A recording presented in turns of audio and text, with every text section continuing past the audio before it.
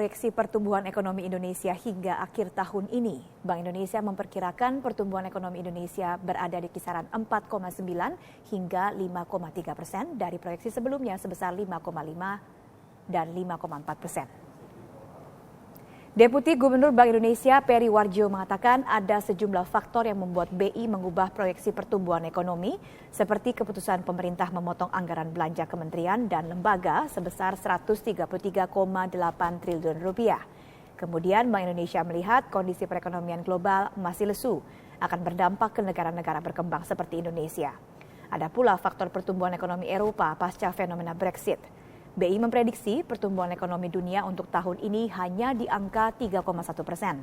Sedangkan dari sisi domestik, indikator investasi swasta belum sekuat yang diperkirakan meskipun sudah ada tanda-tanda peningkatan. Bank Indonesia memperkirakan pertumbuhan ekonomi Indonesia tahun 2016 berada di kisaran 4,9 sampai 5,3%.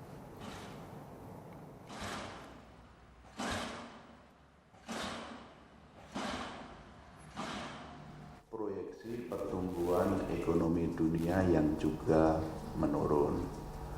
Pasca Brexit itu memang ada kecenderungan pertumbuhan ekonomi Eropa yang menurun, demikian juga pertumbuhan ekonomi Amerika yang memang tidak sekuat yang diperkirakan. Termasuk juga pertumbuhan ekonomi Cina yang memang itu kecenderungannya juga tidak akan